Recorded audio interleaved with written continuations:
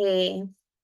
Well, welcome to the Indigenous Entrepreneurs Podcast. Today I have Executive Director of Southwest Native Assets Coalition and one of our tribal liaisons, Mytegia Lee, on with me today.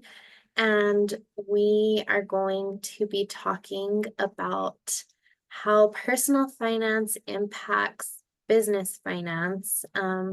As many of you who listen and know Mytegia know, she is big on financial literacy, and that's the bulk of what she does with Southwest Native Assets Coalition. So we thought this was an important topic to touch on, especially with the discovery she's been doing through our program. So I'll have you just introduce yourself, Mytegia, for people who may not know you, and then we can get into the discussion. Good afternoon, everybody. Again, like Cecilia had mentioned, I am the Executive Director for Southwest Native Assets Coalition. And with the coalition, what we focus on is workshops and counseling that is extensive, one-on-one counseling, group counseling for housing stability, financial literacy, and credit counseling. What we do in addition to all of that is small dollar lending. So the small dollar debt consolidation, small dollar business lending, and all of it is character-based, relationship-based lending. So it's not like traditional lending. I quite honestly don't think that that's really the route to a route that folks really know about. They're used to traditional lending practices that we see with our banks and other lending institutions that are out there that are not how would you say, they're not friendly in the sense that folks who have high debt to income ratio, lower credit scores, they have a lot of issues. They're living in tribal communities. They don't have proof of verification on certain items that traditional lenders want. So we see a lot of that. With the organization. But in addition to that, I wanted to introduce myself in my native tongue. I know a lot of people are curious about where I come from. So I am from the Manuelito community, better known as Kinhujon. And my clanships would be Ashinishle Ado Kia Ani A Bashichin Ado Tkabahi A Dashiche and Bilagana Dashinal. So I'm a Salt clan born for Towering House. Maternal grandparents are Edgewater and paternal grandparents are Caucasian. So I am a rancher, farmer. I am an executive director, tribal liaison. I have a background in social work, banking, and business lending, personal lending as well. So just all bulked together. That's why my head's so big. So. Well, thank you for being with us and for all the work that you've been doing with NMTEEP and also with Southwest Native Assets Coalition. One thing that you consistently see in the work that you do with the Southwest Native Assets Coalition, but also with our program, is the need for financial literacy and kind of how a lack of it impacts people's ability to start and build businesses. So can you talk a little bit about what you see kind of on the personal finance side and how that bleeds into business finances? Okay, so depending on what type of a business you're running, like let's say that you're doing a sole proprietorship and you're using your personal information, you're starting off small, or maybe you're not necessarily even a sole proprietor, you're just using your personal business banking account, which is something that I've seen over the years, even in commercial banking, going into the banking field. One of the main things that I would explain to folks that were coming in that they didn't otherwise know is that when you're depositing that check for your sales that you're making, whether it's pottery, a rug, traditional goods, anything that you're making that we don't commonly see, you're a cultivator, right? You're out there and you're making your goods and folks are giving you a check and you're depositing that into your checking account. And you're not keeping that separate. You're not keeping that separate for any reason. And all of a sudden you hit a snag and you say, okay, well, I need to make a bulk order. Somebody wants to make a large order from me, whether you're making dresses or you're purchasing items so that you can make whatever your product is. You want to build your inventory. You've got a large order and you need a few extra items, and that might be somewhere around 1,000, 2, 3, 4, 5,000, small dollar lending that you want to do. And you walk into your bank and you tell them, hey, I want to get a loan. And then they're telling you, okay, well, what do you need the loan for? And you don't have any of your banking information separate to say, okay, well, this is how much I make off of my sole proprietorship that I have, my business that I have on the side. And this is my fixed income, or this is the income that I make from my job. A lot of the times it would be an individual that was on fixed income, Social Security, or they were on retirement or whatever.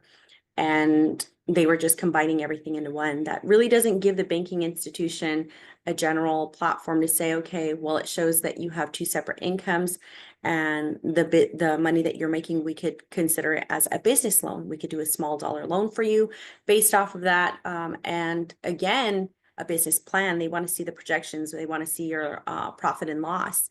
And folks don't have that. So I think that just getting back to basics of saying, okay, hey, where are we at? Do you have a budget put in place?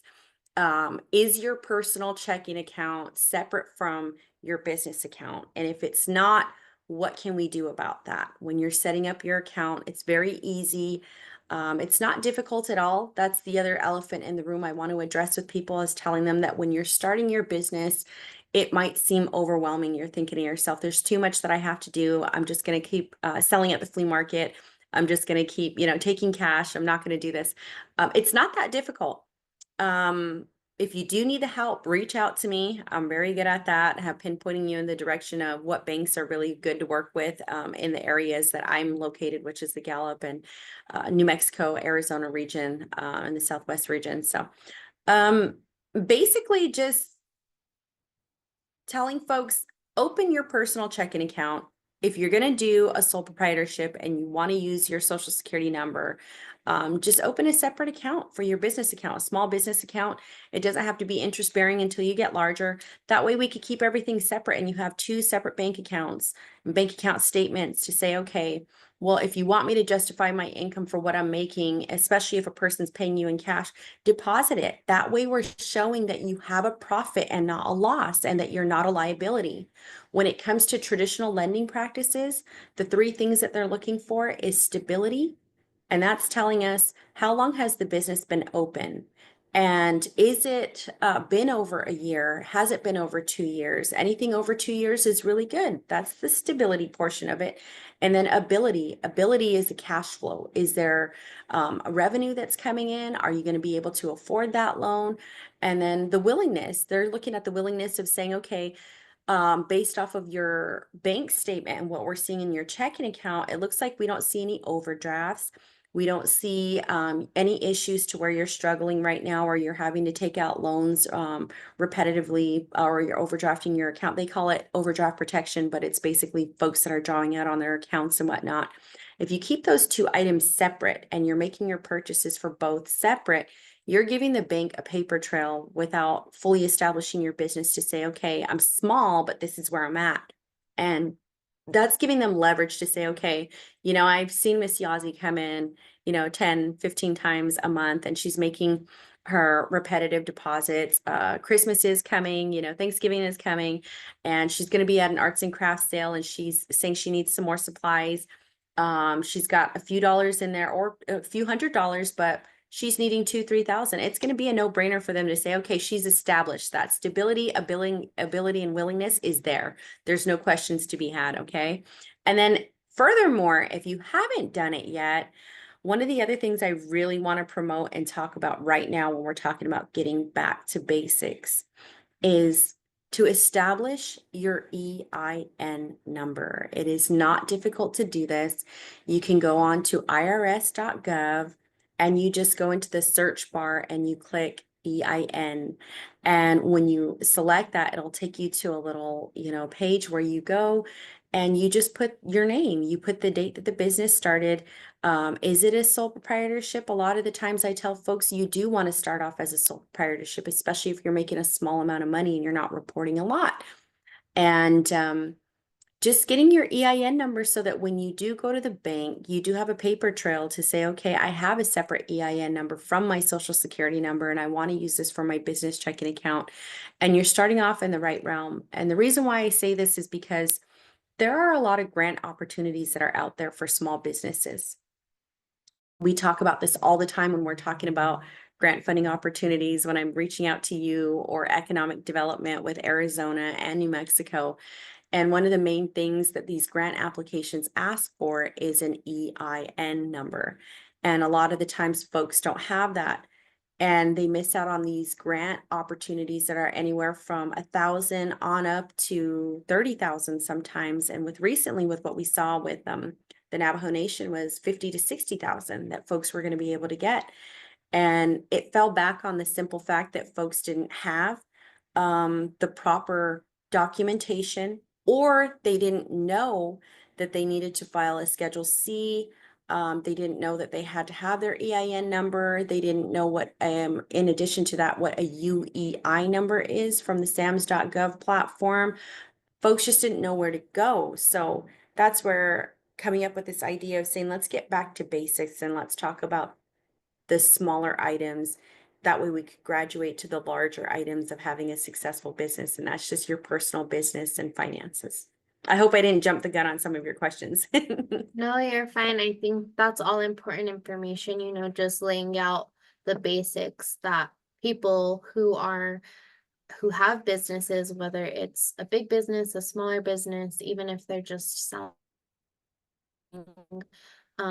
as like a side hustle or at the flea Mhm. market, the importance of having that basic structure for your business, Mm. even if it's just opening a separate account to keep your business finances separate from your personal finances. And then of course, I think it's important, that people know why having an EIN number is important and how that can benefit you. I'm wondering if you can speak a little bit more to that, because I have seen that there are some individuals who have businesses and are selling at flea markets, and they're making money and they're hesitant to get an EIN number because, especially if it's a res-based business, they don't like they don't want to pay taxes, like they view that as a bad thing. What are some benefits to having that EIN number? I know you already mentioned the grants, but how can people kind of navigate that and, ensure that there's still, like, how can they manage their finances once they apply for that EIN and make sure that they, pay their taxes, but also like, what are the benefits from having that number? Yes. Okay, so one of the bigger things that I always tell everybody is get into the habit of recording what you're spending. That's a part of your budgeting. It goes back to, again, the basics of just saying, what am I purchasing? Why am I purchasing it? Do I need it? And when you have a separate checking account for your small business, whether you're using a sole proprietorship or you have your EIN set up, it's important for several reasons. Why would you use your personal income to turn around and buy supplies for your business when your business account should be reflecting that, so that you do get that deduction? That's the bigger thing in all of this, is that if you have a business checking account and you're using your business bank card to purchase your supplies, to pay for your laptop, to pay for a square, to pay for your fees that are associated with it, even as far as, let's say you're going to the flea market and you have to pay that $10 for your space, or $14, whatever it is, you're recording all of that back to your checking account to say, okay, well, these are my expenses associated with my business. And it can get pretty pricey because you're having to fuel up to go to the flea market, you're having to fuel up to go to these different markets and events that they're having throughout whatever areas you're selling at, right? So your meals and your incidentals, your travel for your vehicle, and then even your vehicle repairs, those fall under business expenses. And the beauty of that is that yes, you're making money, but the other part about it is if you're using that business account and you have that business debit card, you're able to go back and reconcile all of that, which means your record keeping. And I tell everybody, we don't need to be fancy. Okay. I'm not. I get a shoebox or a bag, one of my old larger bags that looks like a gift bag or something, like a happy birthday bag or something. I just start throwing all my receipts in there, whether it's personal or business. I have separate ones. And I just start throwing all of the receipts in there. And every week I go through them and then I make sure that I'm doing an expense report to say, okay, this is what I was spending. This is where this went. And that helps you when you're getting back to sitting down with your tax preparer, right? Even if you had to rent a vehicle, let's say you hit one of the potholes in Gallup and then your whole axle went out and warranty's not going to cover it. We're over there, we're upset. We had to pay a deductible at that point and we had to go get a vehicle from Enterprise. That's a couple $100 and a couple $100 over at the dealership for you to pay for that. If you keep your expenses separate and you're using your personal vehicle for your business to travel and something like that's to happen, when it comes to your taxes, you could write that off. You could write off having to stay in a motel. You could write off having to purchase your meals. There's a lot of things that you could write off. So I always tell anybody that is afraid to do their reporting that it'll all balance out and it really will work out. And the bigger part of it is that we need to understand that we can't be afraid of reporting that income in the sense that we'll have to pay back because a part of success is knowing that you're growing and that you're able to do that and do that confidently. And then in the event that you want to make a larger purchase, or maybe you're in not in a brick and mortar yet, you're just at the swap meet, and then you start to do so well that you're like, okay, I want to get a travel trailer and I want to be able to put my items in there and take it around easier versus putting it in the trunk of the vehicle.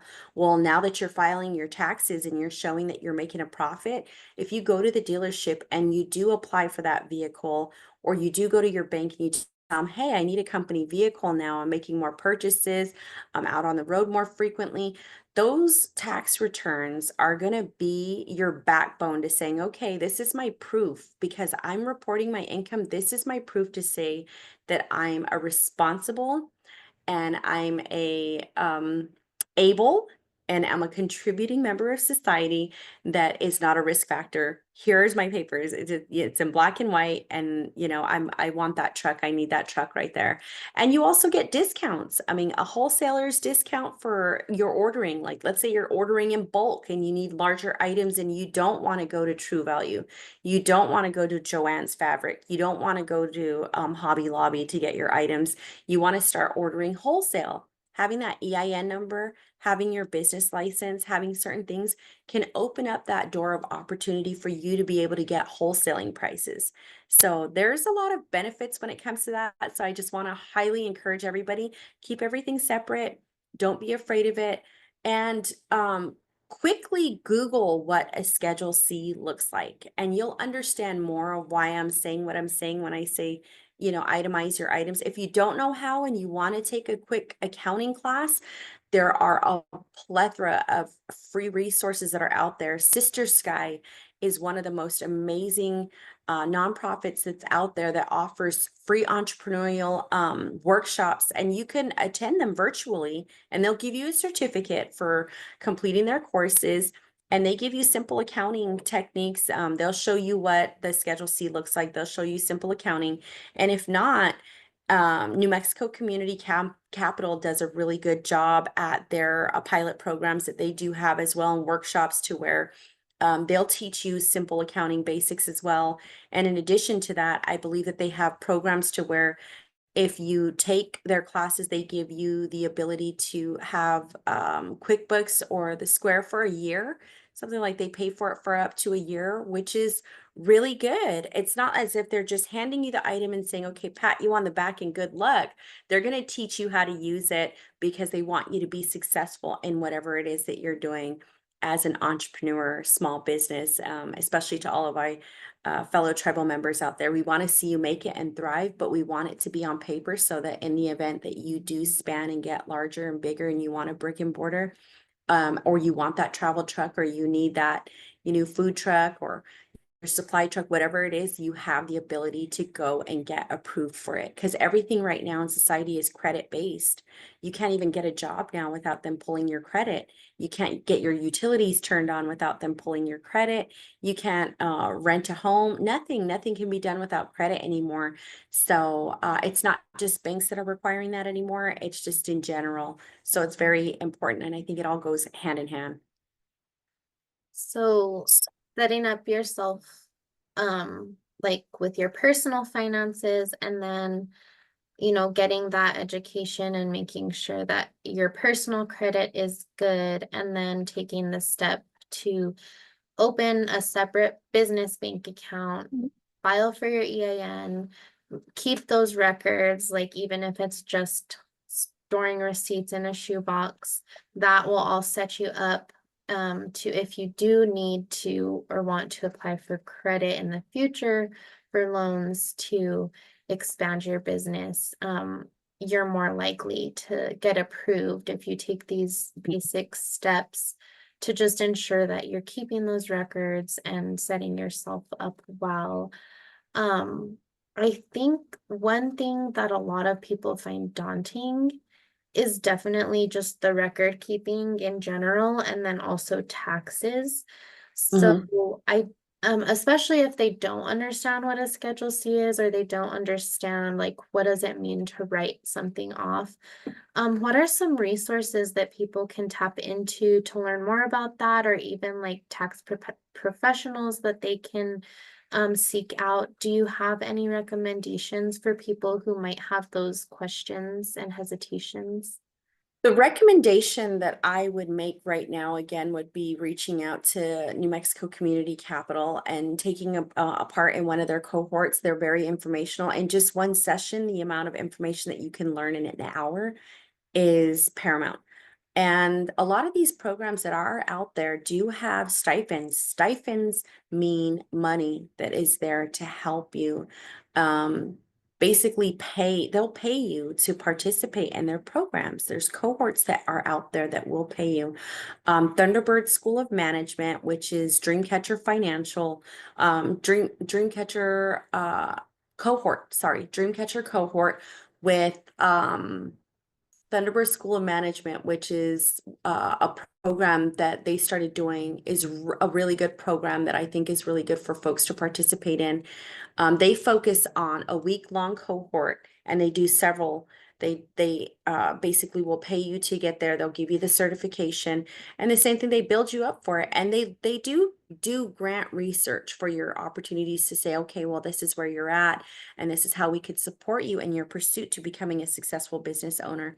In addition to that, um, if you're wondering what kind of approach you want to take when it comes to your taxes, I would honestly say go into a tax office, a small tax office, Jackson Hewitt or anything, and say, can you show me what a Schedule C is? Or Google it. We could Google a lot nowadays. We have the time to get on Facebook, Instagram, and Snapchat. We have time to get on and Google what a Schedule C is.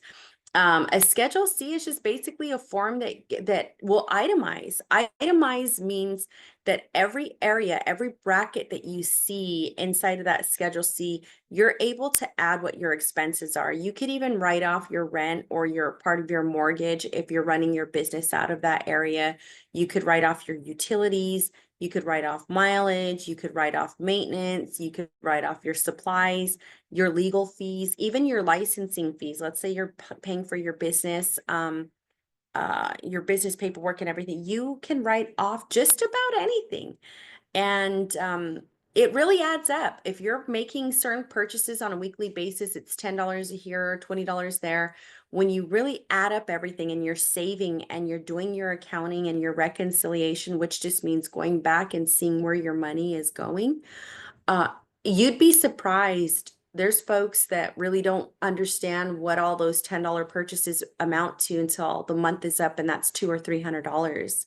That's a lot of money. And that's money that you could write off and say, okay, well, this is how much it took me to really operate my business. Because when you're operating a business, honestly, in all reality, with everything that you're putting back into the business, sometimes we're just breaking even or making a little over 10,000. It seems like a lot, but it's not as much because we're putting a lot more into it when it's the effort and everything. And to be a successful entrepreneur, a lot of the times we're working full time and then we're operating the business on the side as if it's something that we're doing for fun instead of really just taking advantage of the deductions. And at the same time, if you do file a Schedule C and you're 1099 with anybody and you're doing consulting, I mean, there are incentivizations that are out there. You might be eligible for rebates. You might be eligible for a return that you would have never even guessed you would have been eligible for. So my biggest thing is just to tell folks not to be afraid of that.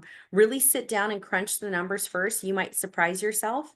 And in all of it, personal finances now, right now, where it's at, and I will say this as far as being with the organization, they pull your personal credit regardless for you to get a business credit card. Even if you are operating a business, they want to know what your personal finances are like and your personal credit. And if you're a risk factor because you either have medical collections, credit card debt, or you have maybe a bankruptcy, a repo, anything like that that is on your credit report, that will affect your ability to scale your business. So just getting back to basics and budget and financing and knowing where your personal credit is at, it's very important. If you do need to sit down and have a more in-depth conversation about what your personal credit and finances look like, I highly recommend that you reach out to Southwest Native Assets Coalition. You can always go to our website or you can email me directly at mlee@swnativeassets with an S.com.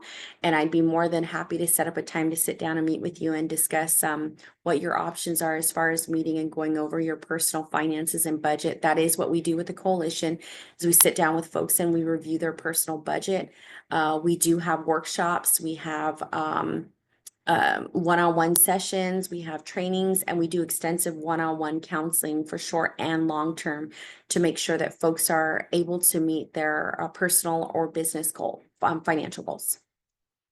So some of the benefits then, of having an EIN number is that then you would qualify to apply for some of those benefits that otherwise you wouldn't if you don't have the number. Yes. And also you could potentially be saving on your taxes if you separate your accounts and have that expense report, because then it's not all just coming out of one account that you're being taxed on. It's Yes. just the business account and then your personal account. And so if someone has, and this is also a question that I have that I've kind of answered, but I still am not too sure. Like if you have if you're a sole proprietor and you have your business, or even if you're an LLC and you have your business account and then your personal account, if you pay yourself, that's an expense to the business. And then it just goes into your personal account and you're just taxed on that amount, not on like the full amount that you're making. Mhm. Is that correct? Yes. So it depends on what you are you paying yourself hourly, and is it part-time or is it full-time? And in all of that, you're also going to need to know, okay, as the LLC, do you pay your taxes to the state? That's the other question is there is a way to set it up. If you would like some insight on where to go and how to do that, we could schedule a time to talk about where you could go to do that as well.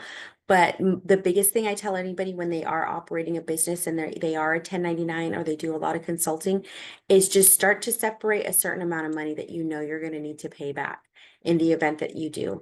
If you are a tribal community member, a lot of the time you're exempt from having to pay state taxes because you're tribally enrolled. So there are again resources for you. It's just getting with the right preparer and then being transparent with your preparer. A lot of the times folks are afraid to tell the truth, but in my mind, I tell them if you're really separating the two, there shouldn't be any issues. If you're paying yourself, like you're saying, from your business, you should be fine because that's your income that's separate. It's good to pay yourself an income because if you're not and you're doing like owner's draws or you're doing draws on that account, it kind of looks like the business is struggling, as opposed to you paying yourself and saying, okay, well, this is how much I'm charging the business for me to be there and operate. And it helps with your books as well. I tell people that all the time. Don't be taking owner's draws. Set up yourself to get paid from that business that you do have. That way you are showing your taxes and everything, so that it's easier. It's easier all the way around. When you're paying your taxes and you're set up right, it makes things easier to where you're caught up and not trying to backpedal and get everything done last minute, versus if you have all your paperwork there. That's the beauty of it. Keeping that record of everything that you expensed, all you have to do is go to the tax preparer and say, here are all my expenses. They're in this little shoebox. There's about 200 receipts. I separated them to say, this is for fuel, this is for my car rentals, this is for my motels, and this is for supplies. At least do them the courtesy of that, of separating it, and to say, okay, these are this and that. Just get a little post-it, stick it on the top with your paper clip.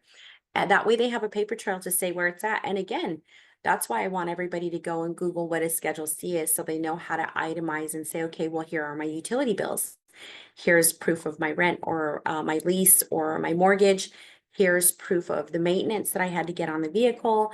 Here's proof of my legal fees for somebody to sit down with me and to do my articles of incorporation, or to work on my business licensing, or your bylaws, any updates that you needed to do. So anything like that, it all comes into play, and it's an easy way for you to get the rebates you need, and to just make sure everything's fair across the board and you're not paying for anything, or you're actually getting something back.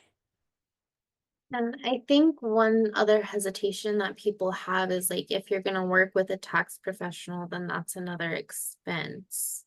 Yeah, they can write that off. Yeah, Yeah, they can. so it's almost perspective too, right? Like you have to Mhm. spend money in order to make money, and also make sure that you're setting yourself up in the best way possible as a business. And something that I kind of came to mind for me when you were talking is, if they do go through programs like NMCC or Dreamcatcher or Sister Sky, and if they do get that like stipend at the end, they can use that towards paying that tax professional or something like that. It doesn't necessarily have to go into like supplies for the business or whatever. It could go into paying for those types of services that you need, or that would set your business up well. And look at it like this: when you have your taxes prepared professionally, you're paying that certified tax preparer who has little to no error, who has the credentials to make sure that your paperwork is correct and legitimate. Um, you're paying them a fraction of what it would cost for your success, your ultimate success. The rainbow at the end of all of this, with the pot of gold, is that you can use those documents to then apply for grant funding. And that grant funding could be used for technical support. And that technical support or administrative costs, or anything that you need across the board, can go back into paying in advance. Okay, of saying, you know what, I got this $5,000 grant. I'm going to use $200, $300, $400, $500, and I'm going to pay that tax preparer what I need to make sure that she's comfortable with me. And quite honestly, it's creating that long-term relationship with your tax preparer, to say, okay, she knows that I'm going to need her services. She knows I'm consistent. She's going to get it done and prioritize it before she does anybody else's.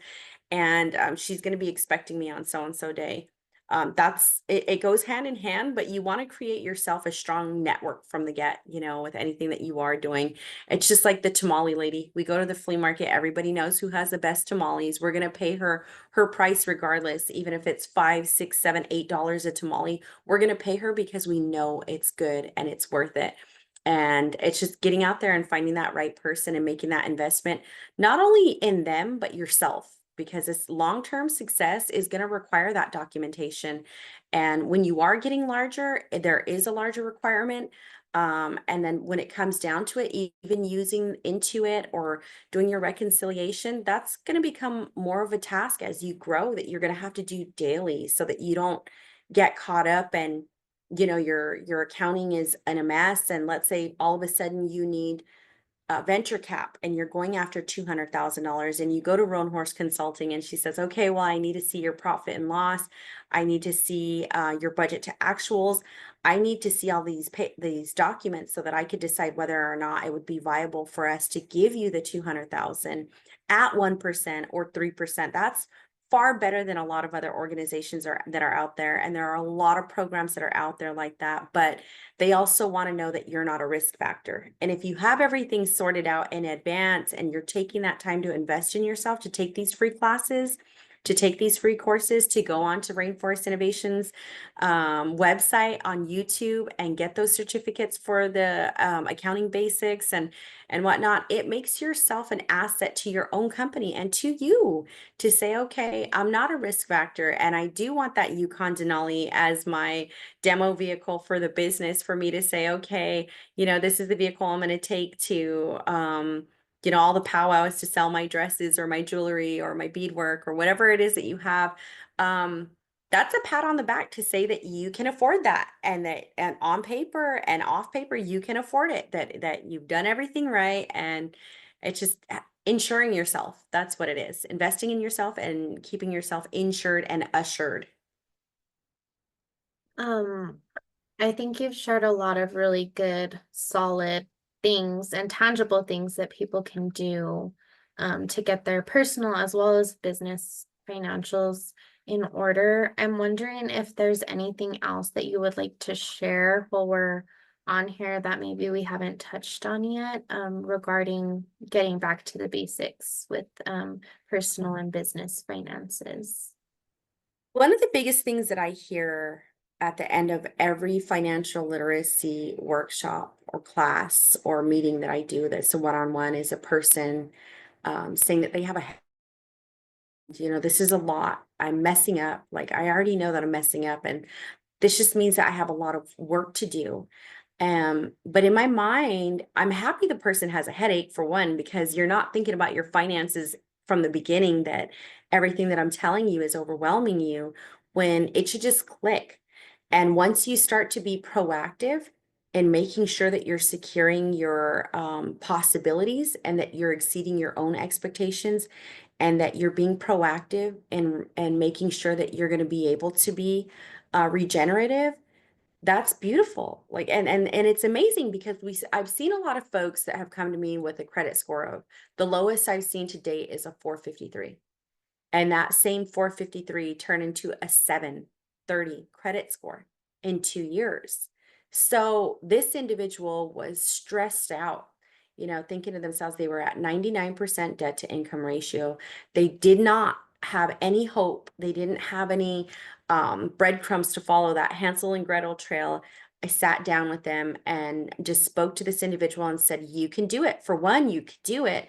Two, this is where the accountability has to kick in, but I promise you it'll be worth it. I can give you all the tools to tell you where you need to go, but I need for you to take the steps in getting it done. And when this individual started to take those steps in gearing towards fixing their credit, it became so intoxicating to them, where they were excited and were like, oh, my credit score went up 12 points. Or I would get a message and all of a sudden it was a screenshot of the credit score increasing 20 points, 30 points here, or it dropped a little, and like, oh my gosh. I said, no, this is just the payment history and everything else working to say, okay, this is where we're going. There's ways through everything. And that's the beauty of learning. That's the beauty of letting knowledge be our medicine. That's the beauty of blossoming where we're planted. And thriving is that no matter where we're at, no matter what situation we're in, there is a way up, there's a way out. And it always starts with going down, and that's just like we talk about when you're planting a seed. What do? Dig the biggest hole, put it in the dirt, and you cover it, and then you have to start watering it, and that seed is drowning. The seed is drowning. It's like, oh my gosh, but in all of it, it's growing. So when you feel yourself take that nosedive and you feel in over your head, you don't know what to do, there are a lot of resources out there to help. UNM Rainforest Innovations Program is one of them. UNM TEEP is there. There's myself, and we've got 4 other liaisons that are there. We've got you. And we have the mentoring hours with UNM. We have all of our partners. We're a wealth of knowledge and information. We have all of our partners and allies that are out here helping us champion success for any and everybody. But it's a matter of you reaching out to say you need the help and you committing to making the time to learn and to be proactive. In addition to just having the meeting, being proactive and saying, okay, as soon as I get off of this call, I'm going to pull my credit report at annualcreditreport.com. I'm going to go open that checking account. I'm going to schedule an appointment with, the accounting firm over here. I'm going to start saving my receipts today. I'm going to go and get me a few of my shoe boxes, and I'm just going to start putting, names for gas or, rent or utilities or supplies or whatever it is, and just start separating. Everything is a process. It's a true statement when they say that you have to learn to crawl before you walk, and that's what we're doing today. We're just starting that process of helping a little toddler stand and say, "Come here, walk to me now." So let's see what that does, and let's see how many successful folks walk away with a message today. So I'm excited. Well, thank you so much, Mytegia. You're always a wealth of knowledge, especially when it comes to these financial literacy topics and how they relate to personal as well as business, finances, and aspects of life, I guess, in general. Um, you provided your email earlier, and I will include your website and that in the description. But just thank you so much again for all your knowledge and for your time to share this with whoever is interested and willing to listen. Thank you. Thank you. Thank you for having me. And again, if anybody has any questions or you'd like to learn more about what other resources are out there, or you're curious about what partners we have, reach out to us. Don't be afraid to reach out to us. Ask questions. Be curious. That's the bigger part in entrepreneurship, is I think that folks get afraid of asking questions. But in all reality, you should always ask questions. It's like what they say, you don't jump in a ride with strangers. You don't eat candy if you don't know if it's been open. It's like, just be proactive in asking a lot of questions. And the better part in all of that is you'll know that you're getting a professional and educated response, as opposed to okay, for me, I'm really good at saying I'm not too sure what the answer to that might be, but I know somebody else that will know the answers. So that's the other part, is just shared knowledge. So thank you. Well, thank you.